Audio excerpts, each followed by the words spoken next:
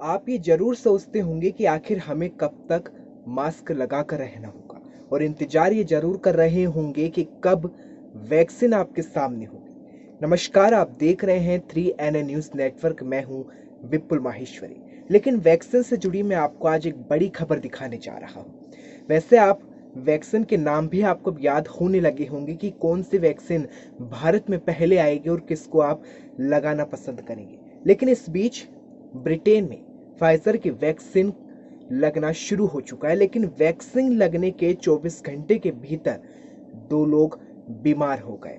और अब सवाल फाइजर की उस वैक्सीन पर आ गया कि क्या ये वैक्सीन प्रभावी है या नहीं।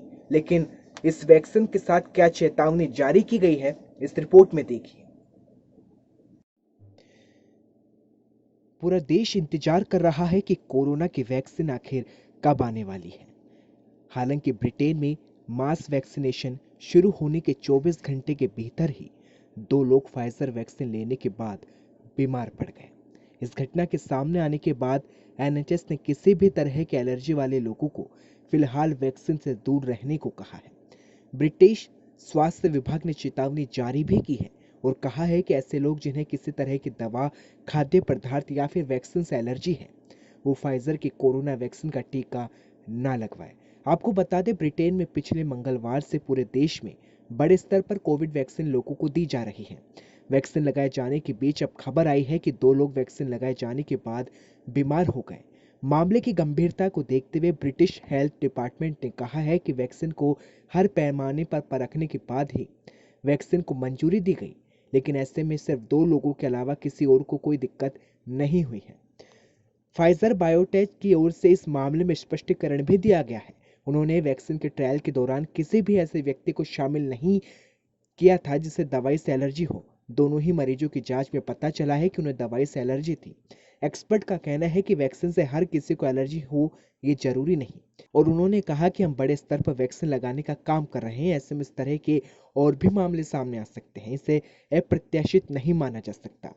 अब आप ये भी जान लीजिए कि एक्सपर्ट लक्षण के बारे में क्या कहते हैं। जिन लोगों को अंडे से एलर्जी होती है उन्हें वैक्सीन का इस्तेमाल नहीं करने की सलाह दी गई है। वैज्ञानिकों का कहना है कि इस वैक्सीन को बनाने में अंडे का इस्तेमाल किया गया है, ऐसे में इसका असर कुछ इंसानों पर ही हो सकता है।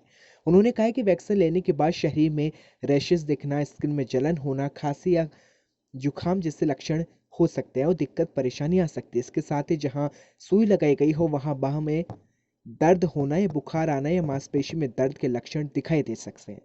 ब्रिटेन में इस वक्त ज्यादातर 80 साल से अधिक की उम्र लोगों को फाइजर की वैक्सीन दी जा रही है। इसके लिए देश में 50 सेंटर भी बनाए गए हैं।